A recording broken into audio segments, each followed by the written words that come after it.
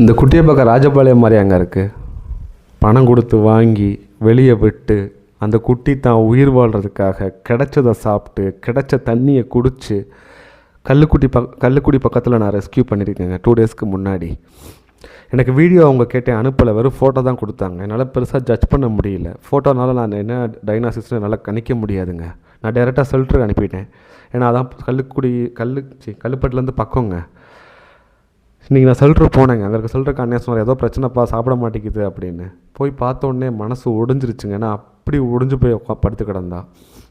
தூக்கி ஹாஸ்பிட்டலில் போயிட்டோம். கண் மஞ்சளாக இருக்குது, காது மஞ்சளாக இருக்குது, வாய் மஞ்சளாக இருக்குது. மஞ்சக்காமலைங்க.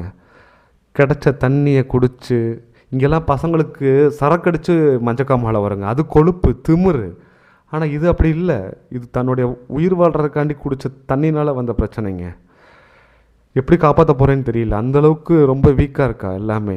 நாளைக்கு ரத்தம் கொடுக்கணும். என் வீட்டில் இருக்கிற இன்னொரு பிள்ளை மூலமாக ரத்தம் கொடுத்து ட்ரை பண்ணி பார்க்க போகிறோம். முடிஞ்சளவுக்கு நான் முயற்சி பண்ணுவேங்க. இப்படி வளர்த்து வெளியே விடாதீங்க. சொன்னாலும் புரியாது.